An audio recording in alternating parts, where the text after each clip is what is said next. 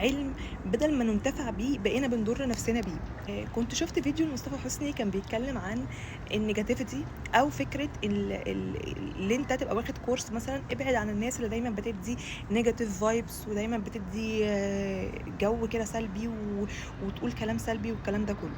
فكان هنا مصطفى حسني بيقول لك الفرق بين ان في حد هو طبعه شكاء بكاء وبيدي طاقه سلبيه، وبين صاحبك، يعني صاحبك اللي هو جاي لك بهم وجاي لك بكلام سلبي، وانت اما تقعد معاه وتسمع الحاجه اللي مضايقاه تثقل. يعني عارف الفيديو اللي بيقول لك وانا بقول لصاحبي ما فيش حاجه والمواضيع بسيطه، بس اول ما صاحبي يمشي انا قاعد عمال افكر وشايل الهم. فكان بيتكلم عن ما تاخدش يعني الصفحه الاولى من الكورس وتسيب باقي الكورس.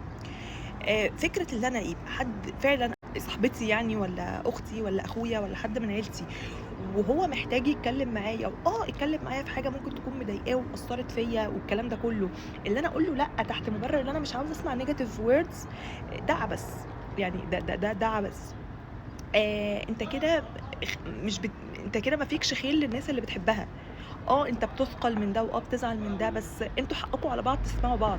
يعني ده نوع من انواع الحب نوع من انواع الدعم.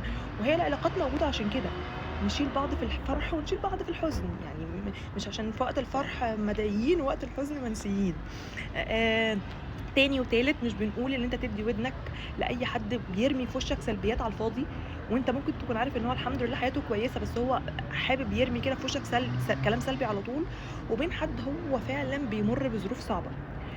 فما ينفعش نفعل هنا قانون انا هتجنب النيجاتيفيتي خالص.